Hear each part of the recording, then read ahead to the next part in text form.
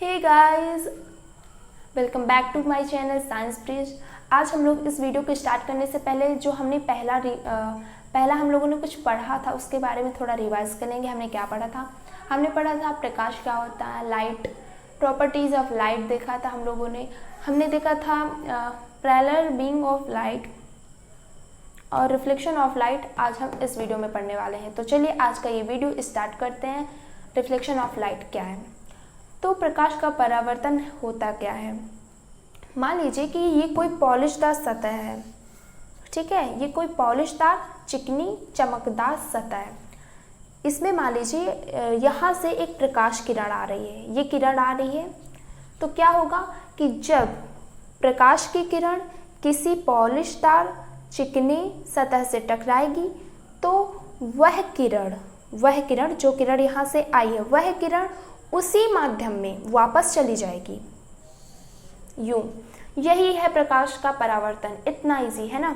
क्या है प्रकाश का परावर्तन? दोबारा रिवाइज करेंगे या रिपीट करने वाले हम लोग कि जब कोई प्रकाश की किरण किसी चिकने समतल चमकीले परावर्तक पृष्ठ से टकराती है, या कहें तो जब कोई प्रकाश की किरण किसी चिकनी या पॉलिशदार सतह से टकराती है तो वो टकराकर वापस उसी माध्यम में चली जाती है जिस माध्यम से वो आई थी।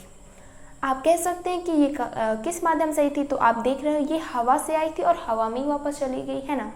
तो यही है रिफ्लेक्शन ऑफ लाइट। अब हम यहाँ नेमिंग करने वाले हैं कि क्या कहते हैं। ये जो किरण आई है इसको क्या कहते हैं, ये जो किरण गई इसको क्या कहते हैं, ये जो चिकना तल है इसे हम क्या कहते हैं, और बहुत चीज़ें हैं। और हम यहीं से निकालेंगे परावर्तन के दो मुख्य बेसिक नियम, ठीक है? तो ये जो तल है, ये जो चिकना पॉलिशदार तल है, सतह है, जिससे ये प्रकाश किरण टकराकर वापस उसी माध्यम में लौट जाती है, इसे हम कहते हैं परावर्तक पृष्ठ। कौन सा पृष्ठ कहते हैं? परावर्तक पृष्ठ। क्यों कहते हैं? क्योंकि ये किसी किरण के परावर्तन में सहायता करता है। ये पृष्ठ किसी किरण के परावर्तन की क्रिया में सहायता करता है, इसीलिए हम इसे कहेंगे परावर्तक पृष्ठ, ठीक है? इस किरण को क्या कहेंगे? ये जो आ रही है इस परावर्तक पृष्ठ से टकरा रही है, क्या कहेंगे इसे हम लोग कहेंगे आपतित किरण। आ रही है इसका मतलब आपतित किरण, ठीक है?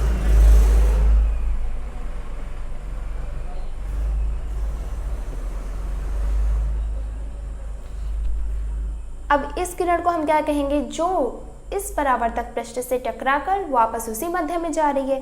तो ये जा रही इसीलिए कहेंगे टकरा कर जा रही है, परावर्तित होकर जा रही है, इसीलिए इसे कहेंगे परावर्तित किरण, ठीक है? ये हो गई हमारी परावर्तित किरण। अब हम लोग अगर जानना चाहेंगे परावर्तन के नियम, तो इसके लिए हमें क्या करना होगा? इसके लिए हमें एक चीज़ करनी होगी, वो ये है कि हमें इस परावर्तक पृष्ठ के बीचों बीच लंब डालना पड़ेगा, ठीक है? आई होप आप लोग लंब बहुत अच्छे तरीके से समझते हैं, छोटी क्लास से जानते आए हैं, 90 अंश का कोड बनाते हैं लंब, है ना?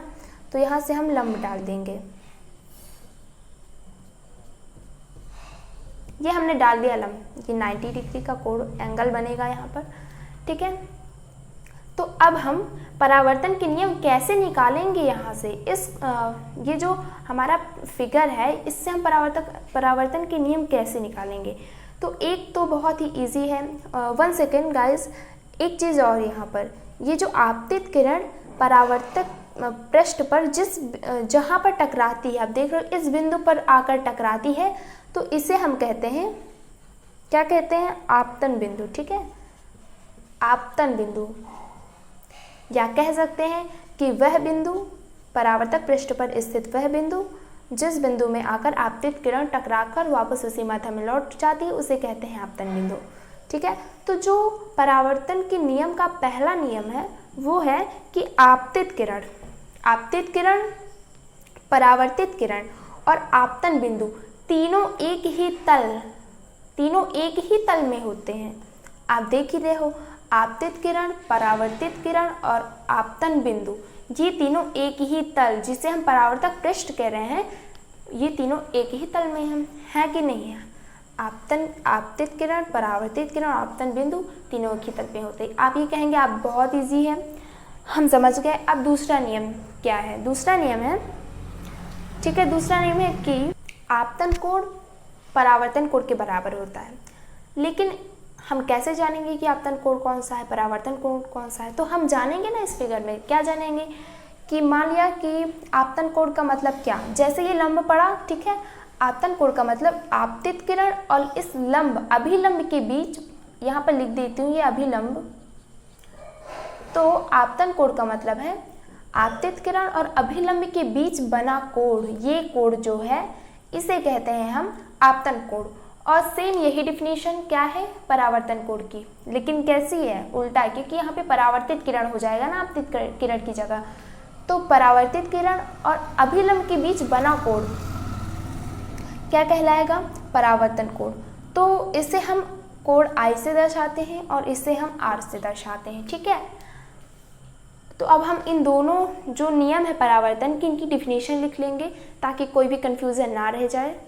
सो गाइस, ये रहे परावर्तन के दो नियम जिनको हमने अपने फिगर में बहुत अच्छे तरीके से क्लियर किया है कि आपतित किरण, परावर्तित किरण और अभिलंब से बना आपतन बिंदु, तीनों एक ही तल में होते हैं, ठीक है। और कोण I बराबर कोण R, जहाँ कोण I है आपतन कोण, ये है आपतन कोण,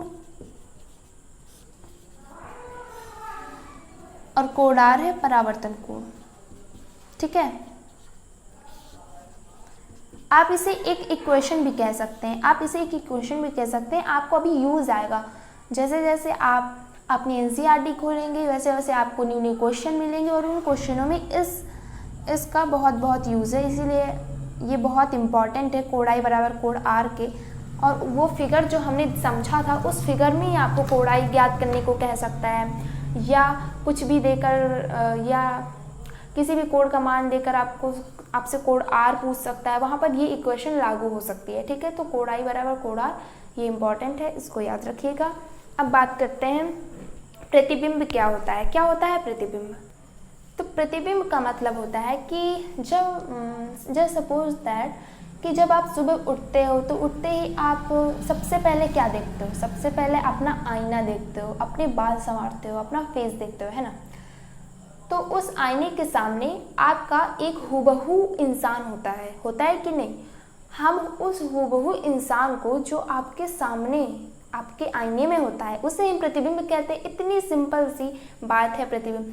लेकिन साइंस की लैंग्वेज में इसे ये नहीं कह सकते कि हूबहू जो इंसान है आपके शीशे के सामने उसे आप प्रतिबिंब कहेंगे। बस समझने के लिए आप समझ लीजिए, ठीक है। और ये बहुत ही अच्छा एग्जाम्पल था।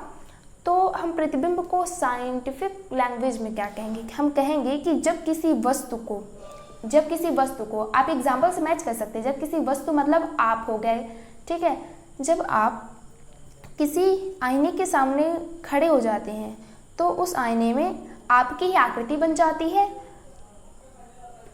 आपकी आकृति बनने को हम प्रतिबिंब कहते हैं, ठीक है। इसे साइंस की लैंग्वेज में क्या कहेंगे? आपकी जगह हम वस्तु को रख देंगे। क्या कहेंगे कि जब किसी वस्तु को दर्पण के सामने रखा जाता है तो दर्पण में उसकी आकृति बन जाती है, तो उस बनी हुई आकृति को हम कहते हैं प्रतिबिंब। It is so simple. एक बात मैं आपको कह दूं कि अगर आपका कॉन्सेप्ट क्लियर है, फिजिक्स में इतना ही तो प्रॉफिट है कि अगर आपका कॉन्सेप्ट क्लियर है तो आप बहुत ही बेस्ट डिफिनेशन खुद से दे सकते हैं। अंदर से निकल कर आती है डिफिनेशन अगर कॉन्सेप्ट क्लियर है, ठीक है। अगर कॉन्सेप्ट नहीं क्लियर है तो आपने चाहे जितना याद किया हो, वो एक ना एक दिन वो अस्थायी ज्ञान होता है, एक ना एक दिन ज़रूर भूलेगी वो आपको डिफिनेशन, ठीक है। तो ये रही प्रतिबिंब की परिभाषा कि जब किसी वस्तु के सामने रखा जाता है, जब किसी वस्तु को दर्पण के सामने रखा जाता है। मैं अभी करेक्ट कर देती हूँ।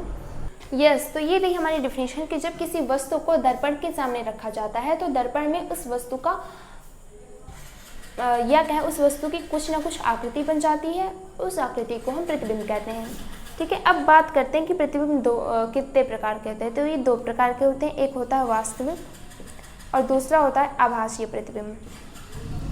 वास्तविक प्रतिबिंब और दूसरा आभासीय प्रतिबिंब, ठीक है। तो अब वास्तविक प्रतिबिंब क्या है और आभासी प्रतिबिंब क्या है ये भी समझ लेते हैं। तो वास्तविक प्रतिबिंब का मतलब है कि जब किसी बिंदु वस्तु से चलने वाली प्रकाश की किरणें परावर्तन के बाद किसी दूसरे बिंदु पर वास्तव में मिलती हैं तो उसे वास्तविक प्रतिबिंब कहते हैं, और अगर वास्तव में नहीं मिलती हुई प्रतीत होती हैं तो उसे आभासी प्रतिबिंब कहते हैं। ठीक है, क्लियर है आपको? अब बात करते हैं दर्पण क्या होता है।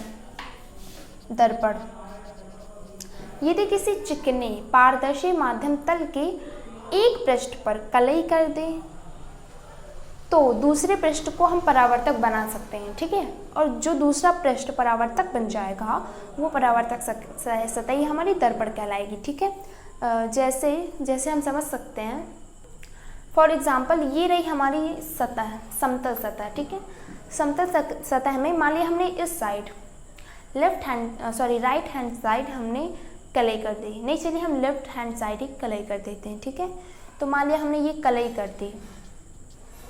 कलई को हम साइंस में ऐसे दर्शाते हैं कि ये कलई किए हुआ है। ठीक है, तो अब जो ये कलई हो गई तो इसका मतलब कि कोई भी किरण आएगी तो इस पृष्ठ से टकराकर वापस माध्यम में चली जाएगी। मतलब ये जो पृष्ठ हो जाएगा, ये जो इधर का पार्ट हो जाएगा, ये हमारा परावर्तक पृष्ठ बन जाएगा। कोई भी किरण आएगी उसको परावर्तन क्रिया में ये सक्षम है, ये परावर्तित कर सकता है किसी भी क्रिया को। ठीक है, तो ये जो पूरा निकाय है इसे ही हम दर्पण कहते हैं, इसे ही हम दर्पण कहते हैं।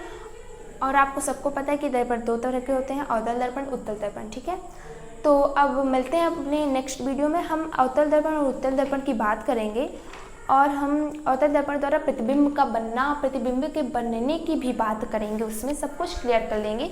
तो तब तक के लिए all the very best. Please मेरे चैनल को लाइक कीजिए, सब्सक्राइब कीजिए एंड कमेंट कीजिए। मिलते हैं अगले वीडियो में, तब तक के लिए गुड बाय।